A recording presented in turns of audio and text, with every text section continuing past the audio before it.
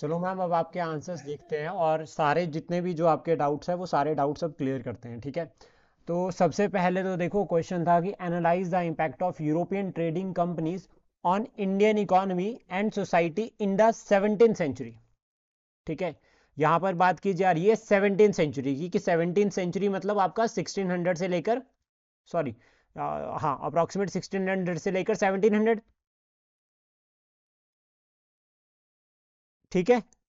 Yes yes, हाँ। अब देखो, शुरुआत में आप क्या कर सकते थे इसकी, जैसे आपने बताया ना कि यूरोपियन ट्रेडिंग कंपनीज, ठीक है, initially intended to trade with the East, ठीक है, ये सही है, 1608 इन ब्रैकेट। और आप ना कॉमा वैसे क्लियर जो है वो डायरेक्ट करता है एंड की तरफ को, लेकिन अगर आप एंड भी लिख दोगे यहाँ पे कॉमा हटाकर तो चलेगा। Started interfering in the social and economic, socio economic aspect भी आप डाल सकते हो, या social and economy of India gradually, ये चलेगा, मतलब इंट्रोडक्शन इसकी अच्छी थी, नो डाउट। अब क्या है, जितने पॉइंट्स थे वो सारे आपने पढ़े हुए थे, मतलब ऐसा नहीं है कि मुझे लगा कि आपने इसमें नहीं पढ़ा हुआ है, कंटेंट ऑलमोस्ट यही रहना था। लेकिन हुआ क्या देखो, shift from subsistence to cash crops agriculture, इसकी हेडिंग बननी थी कमर्शलाइजेशन ऑफ एग्रीकल्चर, और ये बनना था एग्जाम्पल। सर सर अब जैसे जब मैं इंट्रोडक्शन लिख रही थी तो सबसे पहले तो मुझे इंट्रोडक्शन पे क्या सोच के लिखना चाहिए, मुझे ये जानना है। नहीं, और कुछ इंट्रोडक्शन ऐसा ठीक जानना थी चाह इसकी। अरे सर ठीक थी, लेकिन इसको भी सोचने में लगा कि क्या से शुरुआत करूं। 10-15 मिनट लग गए होंगे, मुझे लगता है 10-15 मिनट भी नहीं लगे होंगे। लेकिन किस पॉइंट को पकड़ के लिखूं, अब देखो, वो अगर एक कॉमन अप्रोच मिल जाएगा ना तो वो मुझे हेल्प हर करेगा। क्वेश्चन की कॉमन अप्रोच नहीं होती इंट्रोडक्शन के लिए, पहले पहले पॉइंट समझो। अब देखो ये क्वेश्चन कह रहा है एनालाइज, सबसे पहले आपको जो स्टेटमेंट दिया आपको उसको एनालाइज करना है। Analyse the impact of European trading companies, तो दैट मीन्स कोई यूरोपियन ट्रेडिंग कंपनीज थी, तो वो इंट्रोडक्शन शुरू हो गई, ठीक है, एक हम्म। इंट्रोडक्शन का पार्ट ये बन जाएगा। On Indian economy and society, ठीक है, ये पार्ट को भी आप इंट्रोड्यूस कर सकते हैं, लेकिन हमारे पास एक सिंपल क्लियर इंट्रोडक्शन बन रही है यूरोपियन ट्रेडिंग कंपनीज के साथ। तो आप मतलब क्लियरली बता सकते हैं यूरोपियन ट्रेडिंग कंपनी जो थी वो 16th या 15th सेंचुरी में जो है वो, या 17th सेंचुरी में जो वो भारत आई। इंपॉर्टेंट ट्रेडिंग कंपनीज बता सकते हैं आप European, like French east India company, British East India company, Dutch east India company, Portuguese east India company, Portuguese trade companies, इस तरह से, या पुर्तगालियों की जो कंपनी थी उसको आप मेंशन कर सकते हैं इन इंट्रो। लेकिन जो आपने इंट्रोडक्शन लिखी ये भी अच्छी है, क्योंकि यहाँ पर सिर्फ आपने कंपनीज के नाम ही मेंशन नहीं किए हैं, बाकी इंट्रोडक्शन सही है, इंट्रोडक्शन में कोई दिक्कत नहीं है, ठीक है। इसकी सेकंड यहाँ पर क्या है कि कंपनीज का impact on Indian economy and society.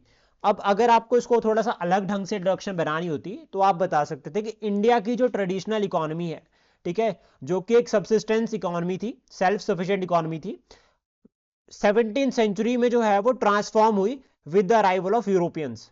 फिर बताते हैं कि European companies, these companies arrived in India and transform, ठीक है, ट्रांसफॉर्म किया उन्होंने हमारी इकोनॉमी को, टू फुलफिल देयर इंटरेस्ट। फिर उनका इंपैक्ट क्या रहा, इकोनॉमी पे क्या इंपैक्ट रहा, तो वो बताते हैं, और सोसाइटी पे क्या इंपैक्ट रहा। अब पहला देखो, इंडियन इकोनॉमी पे जो इंपैक्ट आ रहा है, दो हेड पे डिवाइड कर सकते हैं आप इसको, एक अप्रोच और हो सकती है इसको लिखने की कि पॉजिटिव इंपैक्ट क्या था और नेगेटिव इंपैक्ट क्या था। पॉजिटिव में अगर आपके पास बहुत कंटेंट है तो आप पॉजिटिव नेगेटिव करके चल सकते हैं, लेकिन अगर आपके पास लिमिटेड कंटेंट है और आपको लगता है कि हमारे पास वर्ड्स भी कम है, लाइक हमें 150 वर्ड्स में लिखना है, तो उस केस में हम क्या कर सकते हैं, simple, commercialisation of agriculture. Indian economy पे सबसे पहला असर ब्रिटिशर्स ने कमर्शलाइज ही किया। आपने यहाँ पर ना, जैसे ये क्रॉप्स लिखे आपने, इंडिगो, ओपियम, आप यहाँ पर बता सकते थे कि ब्रिटिशर्स ने कैश क्रॉप्स को इंट्रोड्यूस किया, टोबैको को, नॉट ब्रिटिशर्स, यूरोपियंस ने जो है वो इंट्रोड्यूस किया, क्योंकि this question is about European company, पहला पॉइंट, और आपने इसको ब्रिटिश सेंट्रिक लिखा है, ठीक है, तो यहां पर नंबर कट करने वाला पॉइंट शुरू होता है। तो इसके लिए सबसे इंपॉर्टेंट चीज है कि एक अप्रोच सबसे पहले अप्लाई होते हैं कि आपको मल्टी डायमेंशनल सोचना है। यूरोपियन की बात की जा रही थी, या तो आप इंट्रोडक्शन में लिख देते ब्रिटिशर्स, तो वो चल पड़ता, क्योंकि ब्रिटिश भी एक यूरोपियन ट्रेडिंग कंपनी थी। लेकिन आप क्या कर सकते हैं, फिर यहाँ पे दूसरा पॉइंट, जैसे आपने पहला कमर्शलाइजेशन ऑफ एग्रीकल्चर बनाया, तो इसका एग्जांपल लिखते हैं आपकी सबसिस्टेंस से लेकर जो है वो हम कहाँ चल पड़े, कैश क्रॉप्स की तरफ चल पड़े। देन आप इसमें दो एग्जांपल ऐड कर सकते थे, एक तो कमर्शियल क्रॉप्स इंट्रोड्यूस करी, ठीक है, लाइक कैश क्रॉप्स, लाइक आपका इंडिगो हो गया, ओपीएम हो गया, या फिर टोबैको हो गया, ये सब इंट्रोड्यूस करें। सेकंड आप यहाँ पर लिख सकते थे कि कमर्शलाइजेशन ऑफ एग्रीकल्चर में कि जो लैंड थी उसको मार्केट कॉमोडिटी बना दिया, कुछ इस तरह से ऐड कर सकते हैं। ठीक है, या फिर ट्रेड के लिए जो है वो बहुत ज्यादा एक्सपोर्ट करने लगे और रॉ मटेरियल ले जाने लगे। देन उसके बाद second point good, drain of wealth का अच्छा है, लेकिन ये साथ में बताना भी जरूरी है ड्रेन ऑफ वेल्थ किस फॉर्म में हो रही है, आपने वो स्किप कर दिया। ठीक है, manufacture goods were cheaper, thus it led to the decline of local industries. अब ये लोकल इंडस्ट्रीज का जो ये पॉइंट है आपका, ये ड्रेन ऑफ वेल्थ के साथ लिंक नहीं करता, पहला पॉइंट। तो ये ड्रेन ऑफ वेल्थ को आपको उसको लिंक करना पड़ेगा कहीं और पे, लाइक आप बताओगे कि सैलरीज जो और इंटरेस्ट पेमेंट या जो एक्स्ट्रा चार्जेस है उसकी फॉर्म में जो है वो ड्रेन हो रही थी हमारी वेल्थ, आप ये बता सकते हैं। और इसको दादा भाई नरोजे ने भी हाईलाइट किया है ड्रेन ऑफ वेल्थ थ्योरी में। पहले तो ये यहीं पर खत्म हो गया। देन उसके बाद ये जो आपका इम्पैक्ट में ना, ये जो आपका मैन्युफैक्चरिंग गुड है, इसका इंपैक्ट आना था ट्रेडिशनल इकोनॉमी पे, क्या इंपैक्ट पड़ा। तो वहां आप बता सकते हो कि जो मशीन मेड चीपर गुड्स थे उसकी वजह से जो हमारा हैंडलूम थे उनकी वैल्यू कम हो गई। रेवेन्यू वाला पॉइंट अच्छा था, रेवेन्यू वाला जो पॉइंट था वो बहुत अच्छा था, मतलब दीवानी राइट्स वाला सही था, लेकिन इसमें भी थोड़ा सा सेंटेंस अरेंजमेंट चाहिए। जैसे control over the Deewani right, आप इसको लिख सकते हैं कि मतलब रेवेन्यू, रेवेन्यू के साथ जो वो मिसमैनेजमेंट करी। फॉर एग्जांपल लाइक कि जो बंगाल का रेवेन्यू था, ठीक है, after getting Diwani rights by बॉलिंग ट्रीटी ऑफ इलाहाबाद, उसको जो है वो ब्रिटिशर्स ने अपने इंटरेस्ट के लिए जो वो यूज किया। इसका आप एग्जांपल डाल सकते हैं बैटल ऑफ बक्सर, बक्सर की लड़ाई में जो है वो बंगाल के रिसोर्सेज का भरपूर यूज हुआ। देन उसके बाद यहाँ पर आप modern revenue system like collection के लिए रोहतवाड़ी सब्सिडरी सिस्टम, आप इसको भी ऐड कर सकते हैं कि उन्होंने जो हमारा ट्रेडिशनल था जमींदार कलेक्ट करके पे करेंगे, या जो एक सिस्टम चला रहा था कि कैश या काइंड दोनों में पे कर सकते हैं, लेकिन उन्होंने क्लियरली कहा कि कैंड जो है वो आपका कैश में ही पे करना है। ये पॉइंट आप ऐड कर सकते हैं। Impact on society. सर हाँ जी, सर आखिरी में बोलना मतलब अगर कुछ कुछ पूछना है तो अभी बीच में बोल सकते हैं कि आखिरी में पूछे। मतलब पॉइंट करके कभी भी पूछ सकते हो।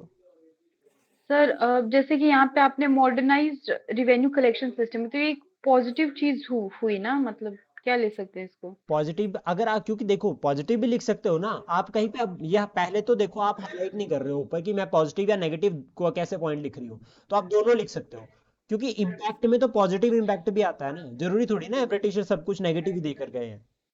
हम्म।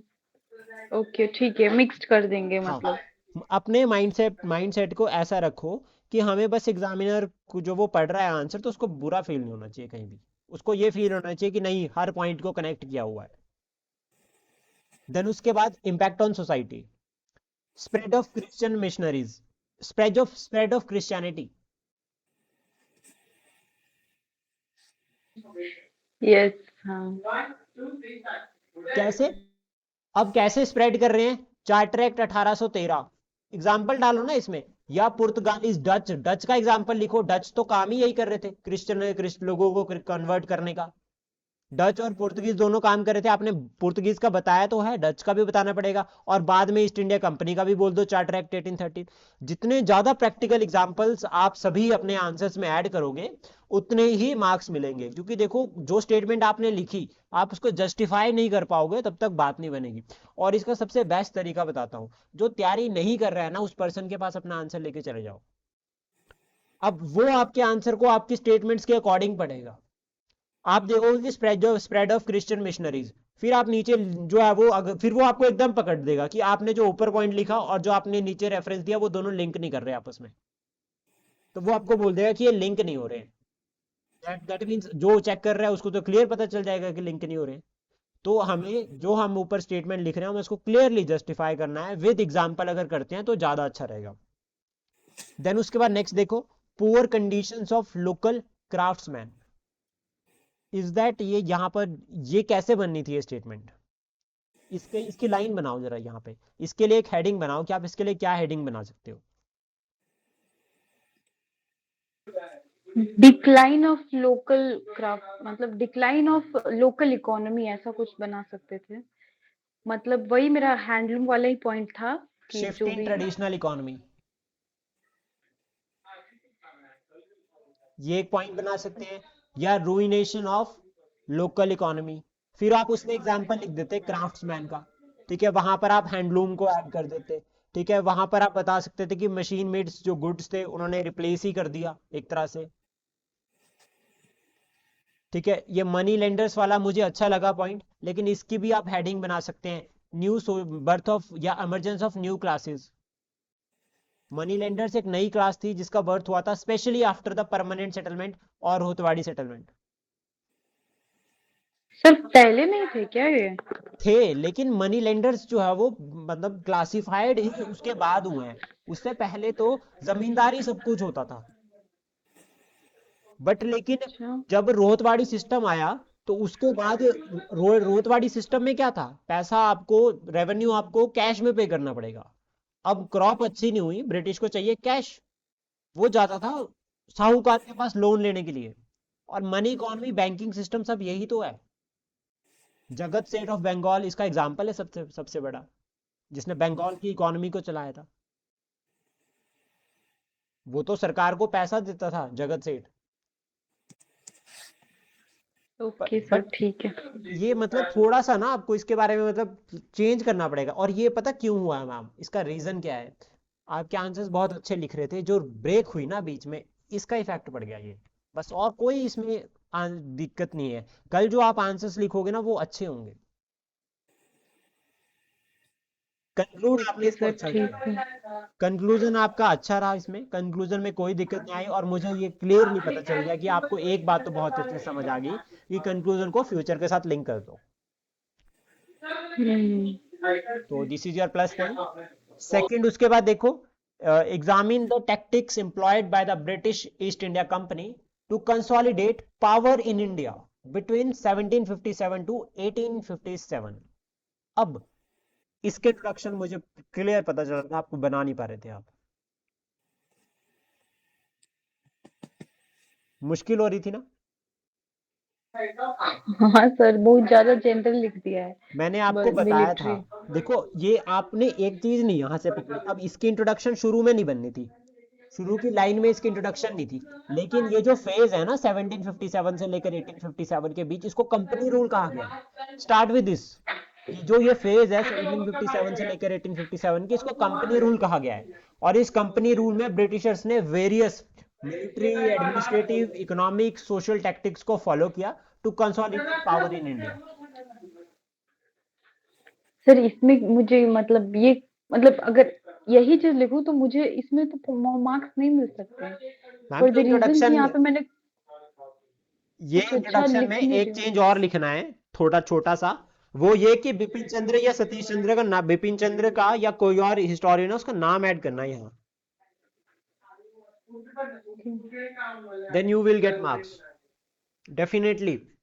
क्योंकि ये क्वेश्चन की जो मेन डिमांड है वो ब्रिटिश की टैक्टिक्स है, कि ब्रिटिशर्स ने क्या फॉलो किया। इंट्रोडक्शन से, इंट्रोडक्शन में आपकी आर्ट है कि आप इंट्रोडक्शन में आपका आर्ट पता चल जाएगा आंसर राइटिंग का, कि आपने इसमें इंट्रोडक्शन कैसे बनाई। तो आप ये जो 1757 से लेकर 1857 है, इसको पकड़ कर जो है वो अपनी इंट्रोडक्शन बना सकते हैं। ओके, ठीक है। देन उसके बाद मिलिट्री जो स्ट्रेटेजी थी, ऑलमोस्ट गुड। सब्सिडियरी अलायंस का आइडिया अच्छा है, बैटल ऑफ प्लासी का एग्जांपल और बक्सर का प्लान जो है वो ये भी सही है इसमें, ठीक है। अब मिलिट्री में ना आप यहां पर दो तरह के पॉइंट्स ऐड कर सकते हैं। देखो सबसे पहले तो आप वॉर पॉलिसी बता सकते हो,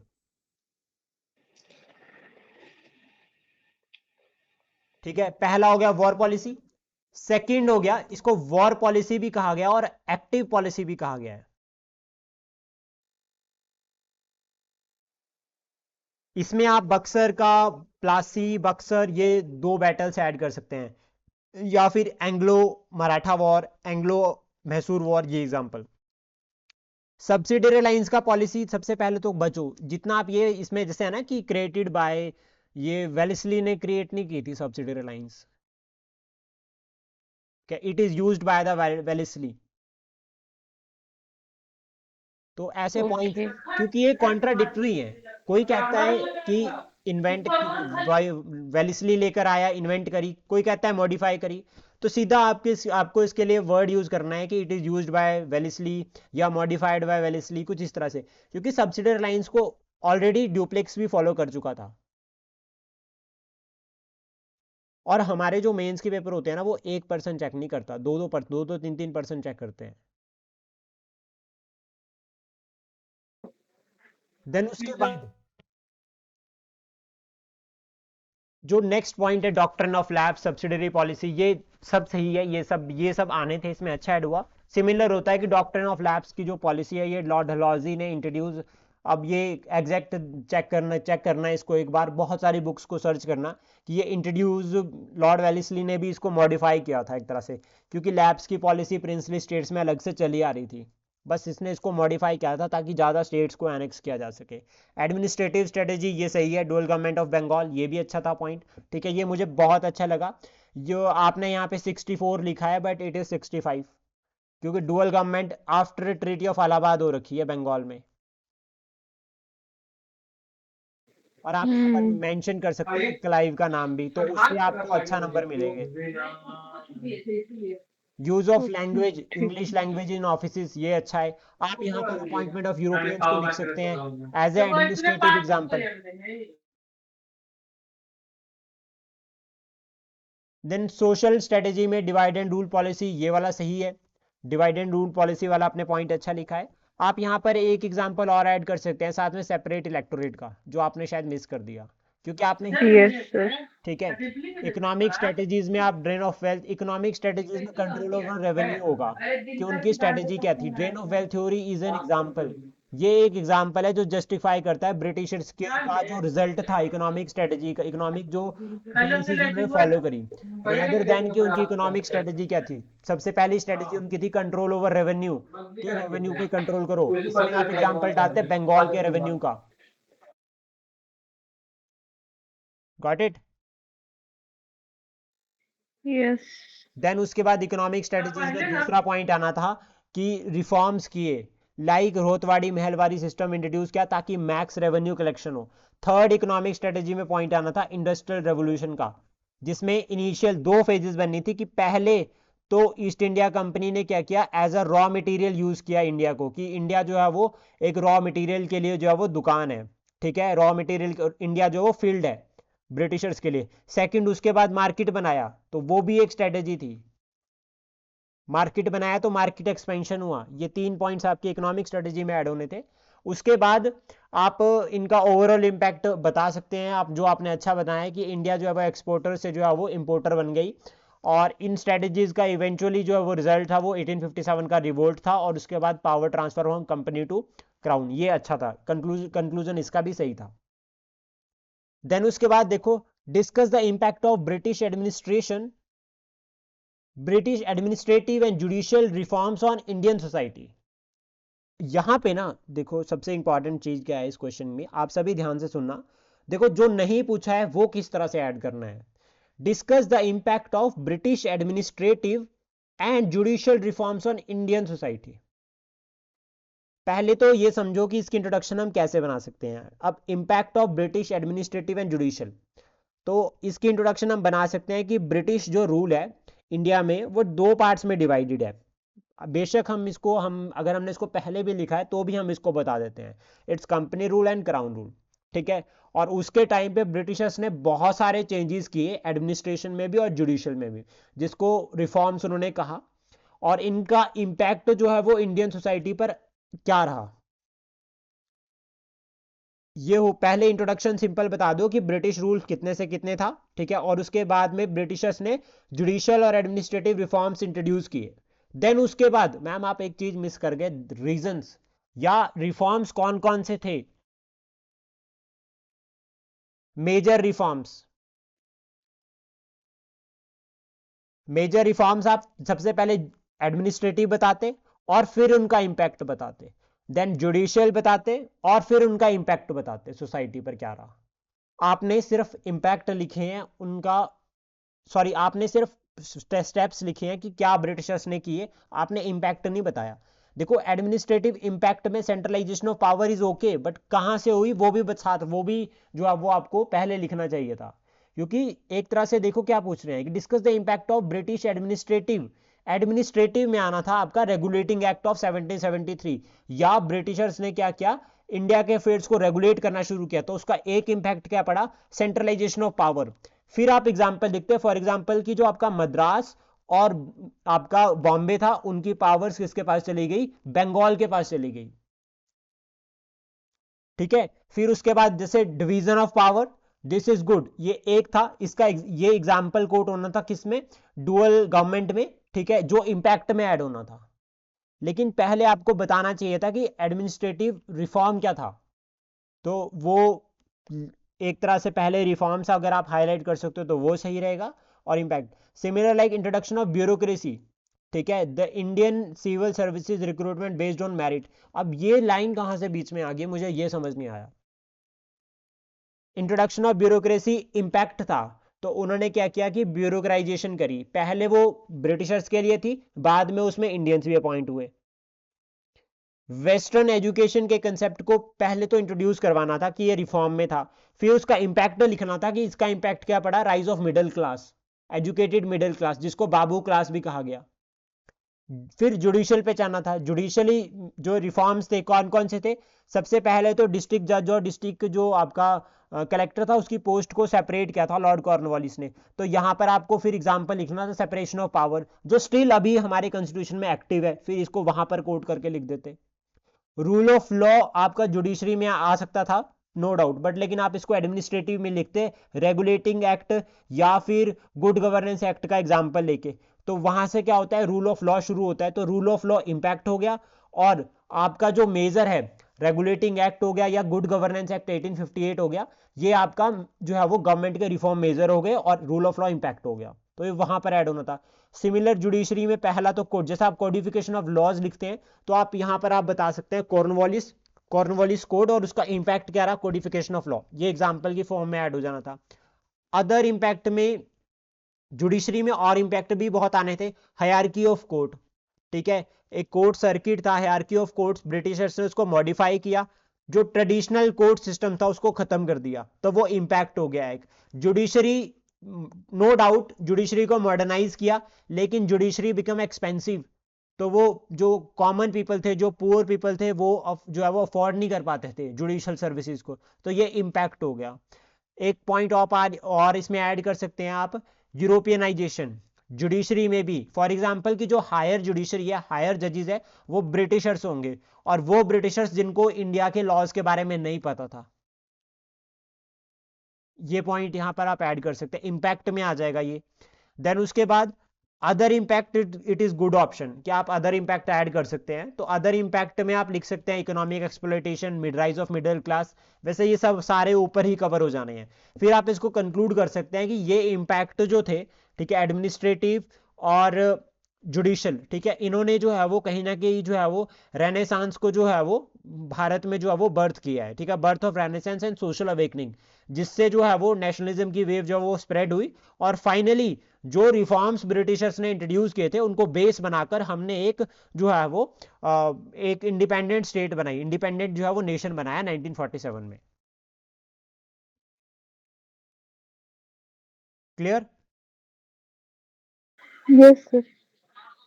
देन उसके बाद नेक्स्ट क्वेश्चन है आपका, unity in diversity is both a strength and a challenge for India. तो सबसे पहले तो इंडिया का आई जो है वो आप बहुत जगह छोटा लिखते हो, इसको चेक करना, ध्यान में रखना। इंट्रोडक्शन इसकी अच्छी है, ठीक है, unity in diversity is the true essence of Indian society, how ever it has own advantage and challenges, ठीक है, that can impact Nations growth and unity. तो ग्रोथ एंड डेवलपमेंट भी आप लिख सकते हो, यूनिटी की जगह अगर आपको यहाँ पे ग्रोथ एंड डेवलपमेंट भी लिखना है तो डेवलपमेंट भी लिख सकते हो साथ में। तो इंट्रोडक्शन अच्छी है, इंट्रोडक्शन बुरी नहीं है। अब यहाँ पर स्ट्रेंथीज, मतलब अगर हम बात करें सर स्ट्रेंथ, हाँ जी, कोई और वे है जिस जिससे इसका इंट्रोडक्शन किया जा सकता है? Unity in diversity is both a strength and a challenge for India, discuss this statement with suitable example from Indian society. तो आप लिख सकते हैं, वैसे तो इंट्रोडक्शन मैम ये बहुत अच्छी है, ठीक है, लेकिन आप फिर भी इंडियन सोसाइटी से शुरू कर सकते हैं कि इंडियन सोसाइटी जो है वो एक डाइवर्सिफाइड सोसाइटी है। फॉर एग्जांपल लाइक कि हाँ, यहाँ पर जो है वो हर मोड पर जो है वो एक बोली लैंग्वेज चेंज हो जाती है, कल्चर चेंज हो जाता है। आप इसको बता सकते हैं इंट्रोडक्शन में उस फेज में, या फिर आप इसको कहीं ना कहीं प्रेम्बल के साथ लिंक कर सकते हैं, यूनिटी इन डाइवर्सिटी को अगर कर सकते हैं तो, या हमारे कॉन्स्टिट्यूशन के साथ। बट मैं कहूंगा कि ये वाली लाइन भी अच्छी है इंट्रोडक्शन की, क्योंकि वो ज़्यादा कॉम्प्लिकेटेड हो जाएगा, फिर आंसर आगे लिखना मुश्किल हो जाता। ओके ठीक। तो इंट्रोडक्शन ये सही है। स्ट्रेंथ, क्योंकि देखो मेन टारगेट क्या है ना कि स्ट्रेंथ और चैलेंजेस आपने दोनों कंक्लूड कर दिए, इंट्रोडक्शन में एक तरह से ऐड कर दिए, तो वो सही है। स्ट्रेंथ ठीक है, richness of culture, festivals you well mentioned here, examples, togetherness चलेगा, ये अच्छा है पॉइंट, कॉमन है चलेगा, और इतना ही ऐसे ही कॉमन पॉइंट्स याद आते हैं यहाँ पे ना। सर्वधर्म संभवा, ये भी अच्छा पॉइंट है, और इसको अगर आप इंट्रोडक्शन में इंक्लूड कर सकते हैं कहीं तो वो ज़्यादा बेटर रहेगा। जैसे उसके बाद इकोनॉमिक फैक्टर भी यहाँ पर ऐड कर सकते हैं आप, जैसे स्ट्रेंथ में ना इकोनॉमिक फैक्टर भी ऐड कर सकते हैं कि हमारी जो डाइवर्सिटी है उसका एक इकोनॉमिक फैक्टर भी है। जैसे फॉर एग्जांपल एक दिवाली, अब ना वैसे नॉर्थ इंडिया में तो ये बहुत कम होता है, लेकिन साउथ इंडिया में तो ऐसा ट्रेडिशन रहता है कि जो हैंडलूम्स होते हैं उनको बहुत खरीदा जाता है दिवाली के टाइम पे। तो इससे क्या होता है कि कई कल्चरल फेस्टिवल जो है, एक फेस्टिवल जो है वो किसी के लिए लाइवलीहुड है। जैसे फॉर एग्जांपल लाइक मेले लगाए जाते हैं बहुत सारे फेस्टिवल्स के टाइम पे, एक स्पोर्ट्स इवेंट ऑर्गेनाइज किए जाते हैं, ठीक है, तो वो सब इसी का एग्जांपल है कि किसी की जो लाइवलीहुड अपॉर्चुनिटी है उसको एनहांस करना। यस। तो आप इसको मेंशन कर सकते हैं। चैलेंजेस में देखो, caste discrimination is good point. Caste based violence ये नहीं लिखना, इलेक्टोरल पॉलिटिक्स प्लेड फॉर, मतलब electoral politics played for electoral gains, this is, ये मतलब बीच में ही कहीं से आ गया, क्योंकि ये ना तो कास्ट डिस्क्रिमिनेशन के साथ लिंक हो रहा था, ठीक है। कास्ट बेस्ड वायलेंस यहाँ पर एक एग्जांपल ऐड होना था, और दूसरा inequality and injustice for marginalise, for ये वाला पॉइंट ऐड होना था यहाँ पे। ये दोनों इसके एग्जाम्पल बन जाने थे और क्लियर। देन उसके बाद लैंग्वेज इंपोजिशन, ये मुझे सही लगा है कि साउथ इंडियंस को स्ट्रगल करना पड़ रहा है, ये अच्छा पॉइंट था हिंदी के रिगार्डिंग, ठीक है, ये सही है। तमिल में ये चल रखा है आजकल ये सही पॉइंट था। देन रीजनलिज्म, ये मुझे अच्छा लगा, Khalistan movement in Punjab, this is good example. You आपने अगर करंट का पढ़ा होता तो नागालैंड की जो 4 डिस्ट्रिक्ट है इधर ईस्ट वाली, वो भी सेपरेट मांग रही है, वो बोल रहे हैं कि हमें जो है वो अब एक सेपरेट से वो जो है वो आप दो स्टेट दो। यस सर, हाँ पता है। हाँ, तो आप जो यहाँ वाली इधर की जो सेपरेट जो है ना, यहाँ यहाँ वाली जो 4 डिस्ट्रिक्ट है, ये बोल रहे हैं अलग से हमें स्टेट चाहिए। बोडोलैंड इशू आप यहाँ पर ऐड कर सकते हैं। कॉम्युनल वायलेंस, ये वाला पॉइंट भी अच्छा है। Gujarat riots you well mention, देखो इसका भी कंक्लूजन आपने अच्छा लिखा है। इंट्रोडक्शन सिर्फ आपकी एक आंसर की थोड़ी सी गड़बड़, 2 आंसर की गड़बड़ है, 2 की अच्छी है। कंक्लूजन चारों का अच्छा है। एग्जाम्पल्स आप अच्छे ऐड कर रहे हो, बट लेकिन जो प्रॉब्लम हुई, जो मेन कोर प्रॉब्लम हुई ना लिखने में कि इंट्रोडक्शन कैसे बनने, क्या वो हुई इस वजह से क्योंकि हमने गैप दे दिया लिखने में।